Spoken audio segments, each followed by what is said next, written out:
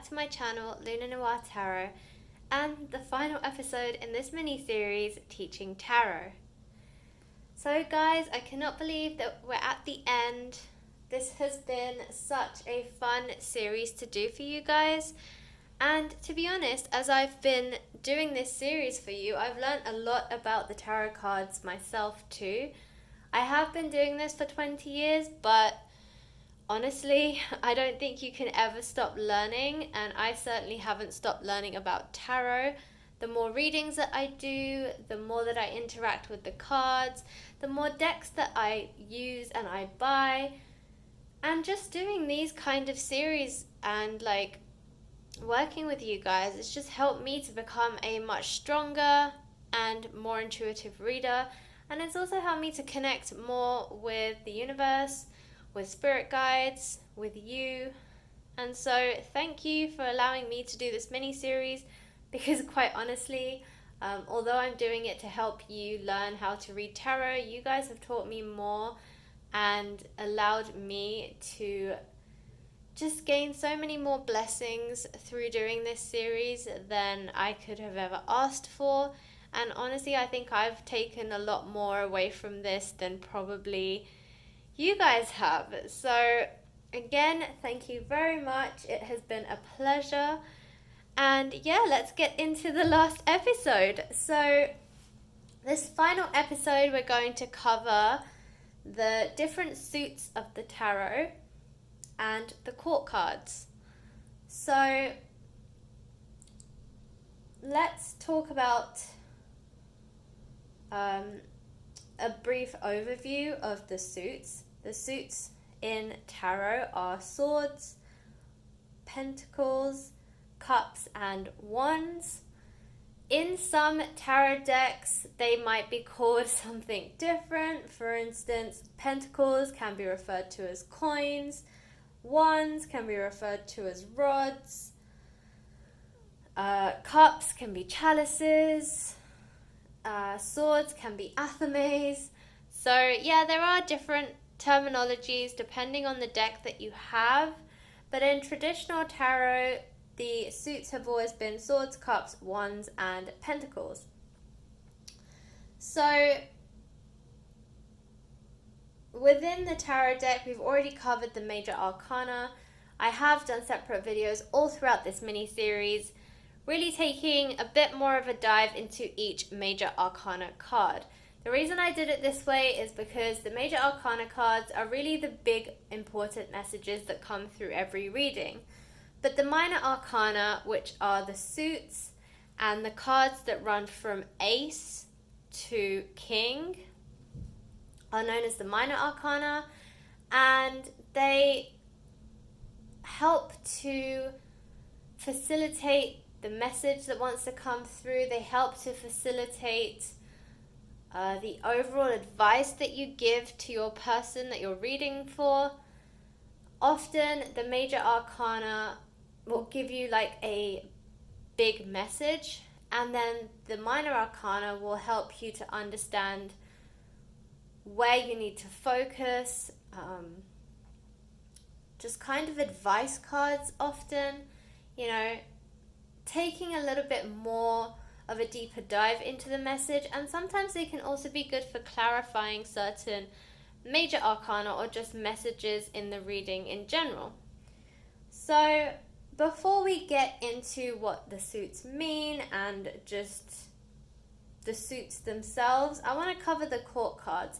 Now, the reason why the court cards are covered and not the entire suit from ace to king is because usually from ace to 10, they are probably the smaller messages that come through, or known as the smaller messages coming through. Whenever I see aces, I always love seeing them. 10 is always a number of completion, and often you can tie in numerology with the cards from ace to 10, but they are smaller messages within the reading as a whole.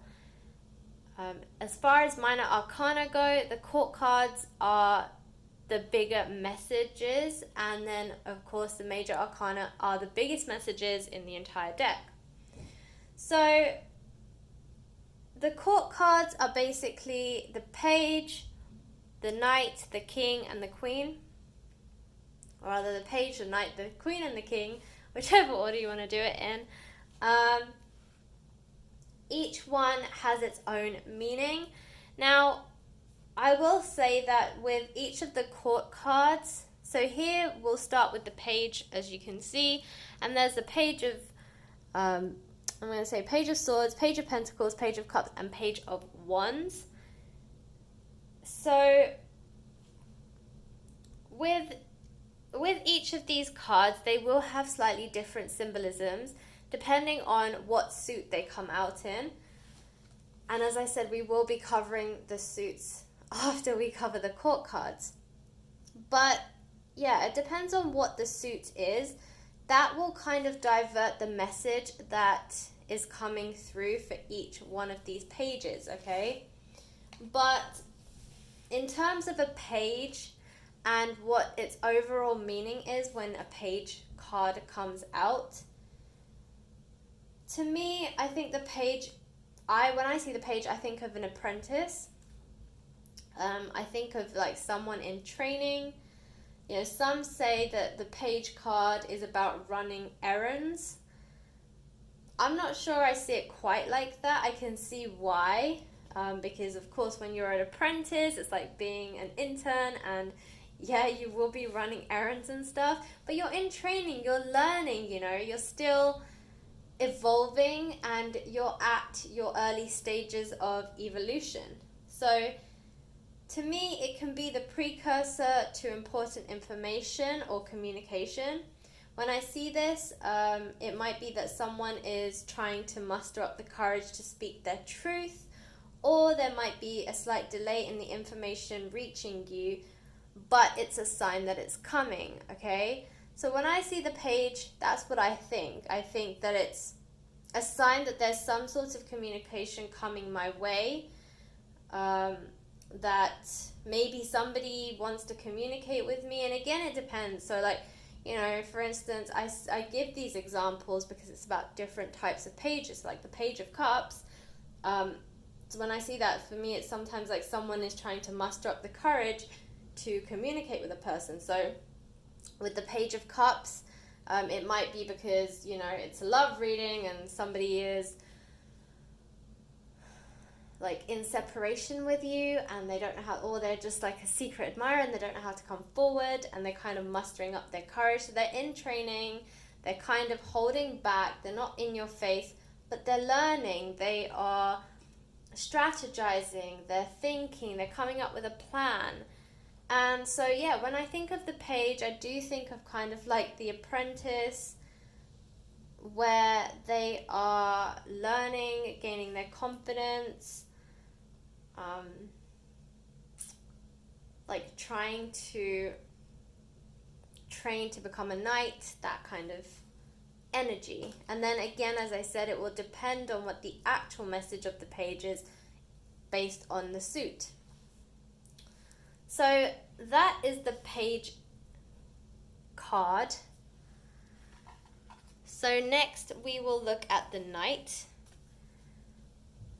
So again, I want you to think of like tarot cards as a journey. So remember how in the major arcana we said that it's the Fool's Journey, or it's known as the Fool's Journey. And it's known as the Fool's Journey because the first card 0, is the Fool. And then throughout the major arcana you see that Fool go through different life lessons, you know, whether they're physical lessons, spiritual lessons, emotional lessons, and you go through the different stages, right, of his journey. And then at the end he gets to the world, which is completion. He's like completed everything, the world is his oyster.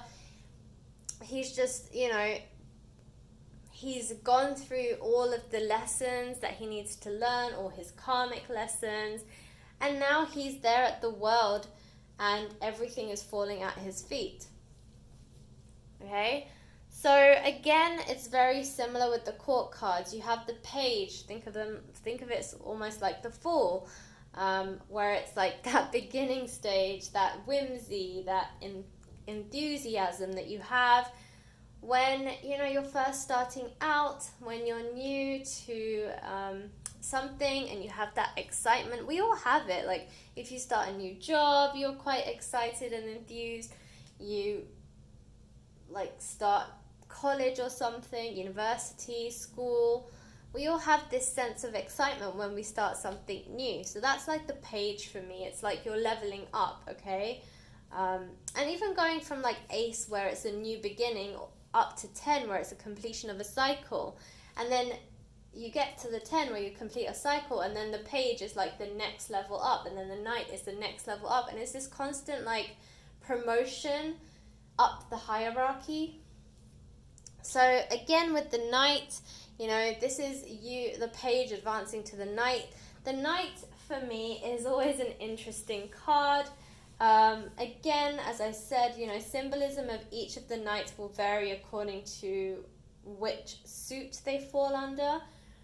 But generally, when I see the Knight, to me, it usually appears when there is communication, when there's an announcement. So as I said with the page, it's like gearing up for it, and then the Knight comes in, and this is like the actual announcement. And you can see it from the illustrations on the cards themselves. There's this Knight on a horse, especially the Knight of Swords here. It's all about charging in with this message, with this announcement, with this communication, or like something is being revealed to you. So there might have been a sense of mystery, and now with the Knight coming in, it's bringing news, it's bringing things to the forefront, bringing things to the light. That's what the Knight does. They come in with announcements from the castle, like the king and queen, right? So when I think of the Knight, I think of them as like the right-hand person to the king. The king's inner circle.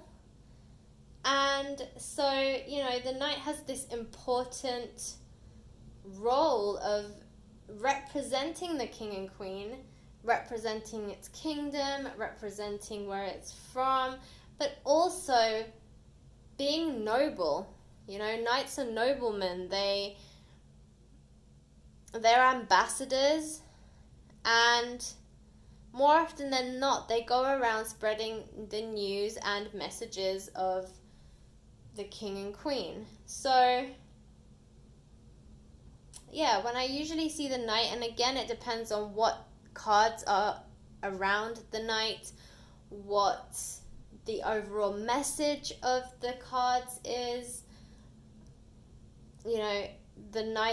The Knights will vary in what they are trying to say to you, but ultimately it will be some form of communication, some kind of announcement, or something mysterious, something that was hidden being revealed to you.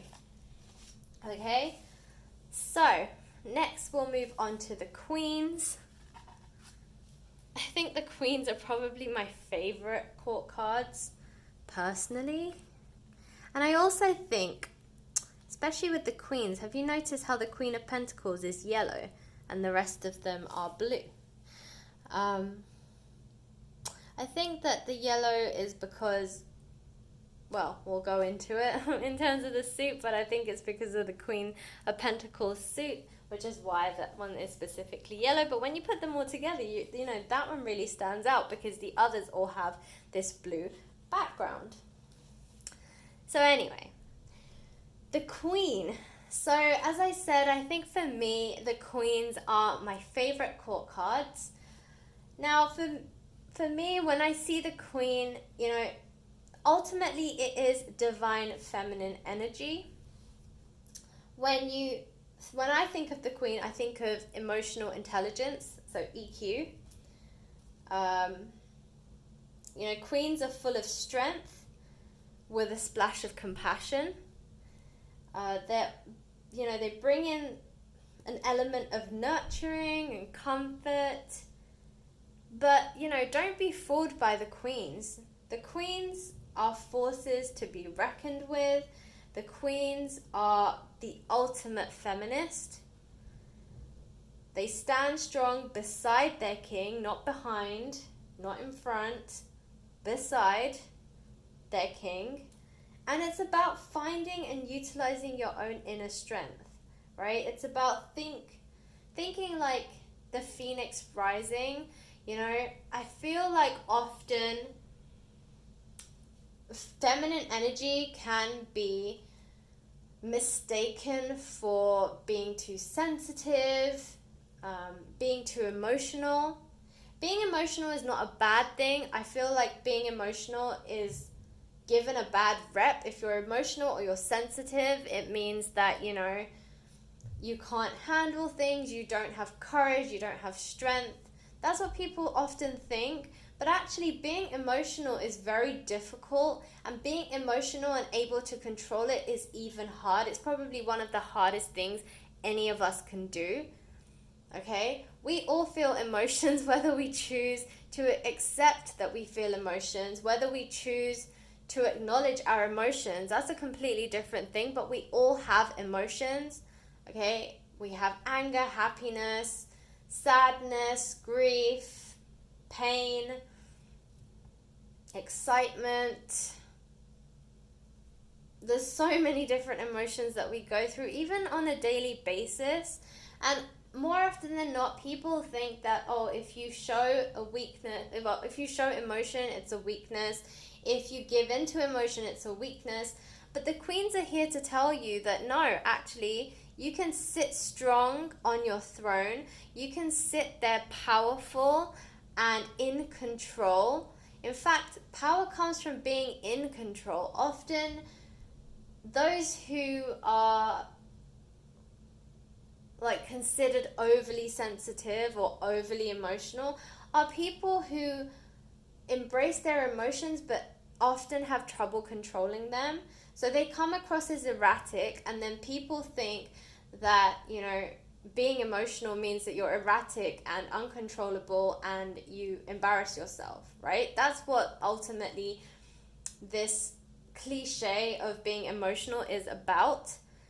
But actually, it takes a lot to be, as I said, emotional and a controlled emotional person, right? And the queens are exactly that. That's why I say they're a force to be reckoned with. If you look at these cards, you can see that they are all sat on their throne. They are all very poised, very graceful, very controlled, very in their element, and yet they are formidable. They are the queen. They take their rightful place, and each one of them offers something to the world, okay? But they are very strong, and they are emotionally strong. They have a lot of inner strength. They have a lot of courage. So this is why I love the queens. I think that they are so underrated. But actually, they have a lot to give. They're very nurturing. They're very compassionate. But they also have enough fire and enough strength and courage to be able to stand on their own 2 feet, stand their own ground, and stand beside their king without being washed out or unnoticed or anything like that. So yeah, the queens are very, very strong characters, but in a very graceful and poised way, and you can see that just from the illustrations of the cards. So then finally we have the kings, and much like the queens, the kings are divine masculine energy. When you think of a king, you think leader. The king is a very strong character, very confident, very sure of himself. He knows what he wants and how to get there. He is a man with a plan, and he's balanced and powerful. So again, with the king, it's all about balance. It's all about control. It's all about having been through these karmic lessons, been through this journey from the ace all the way up to the king, all these things that he's learned, all the lessons that he's gone through. And as a result, he's now more mature. He's more controlled in his emotions. Again, the king feels emotions, especially the King of Cups. You know, the king does tap into its emotions. It's just that he's very powerful and he's very balanced about it. He's on top of his game. He's intelligent, a game player. When I think of a king, I think of like a really stellar chess player. He strategizes, implements his plans with ease and vigor. He's just strong all round, really, and he oozes strength and courage. And this is why he is so confident within himself that he can have his queen sit beside him and not feel threatened that she'll overpower him, but instead she will complement him. And that's why I think the king and queen cards are so powerful and so beautiful, okay? So guys, let's move on to the different suits. So because, as I said, I do love the queens, I'm going to put them back up.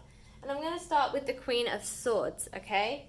So the Queen of Swords, or it's not even the queen anymore, the swords suit itself, okay? So now we're moving on to the suits of tarot. The swords suit is linked to, or its element is air. That is Gemini, Libra, Aquarius. So if you are linking your tarot cards to zodiac signs, horoscopes, astrology, the swords are air signs, or is the element of air. So you can, so sometimes when this comes out, it brings out Gemini, Libra, or Aquarius energy. It can also mean that the person you're reading for might have some sort of affiliation to a Gemini, Libra, or Aquarius. When you think of the sword suit is all about the mind and the thoughts, okay? So this focuses more on the person's intellect, any kind of worries or stresses that someone might be having, logic, and mental state. So whenever you see the swords, it's more about the person's thoughts, the person's mind, the person's mental state, intellect. Again, it depends on what the reading is and what the cards around it are. But generally, that's what you're focusing on, the way someone is thinking, the way someone's thought process is, and why these other cards might have come out, okay? So next up, we have the Cups. So here we have the Queen of Cups. So this represents the Cups suit. The Cups suit element is water. So this will associate with water signs, Cancer, Scorpio, Pisces. And the Cups cards are all about a person's emotions. So creativity, relationships, intuition, how the person feels, what might be going through them in terms of emotions, trying to understand someone's emotions. Cups cards are very prominent in love readings as well because, you know, of course, love is a very emotional state, and just generally it's all about your emotions. So when you see the Cups card, you know, it focuses more on emotions and relationships. So again, very prominent in love readings, but it can be there for career readings.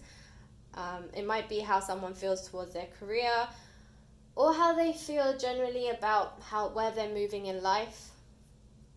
So yeah, the Cups is all about water and water energy. So next up we have the Wands.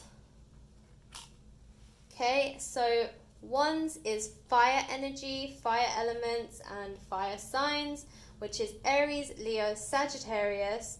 And the Wands card is all about taking action.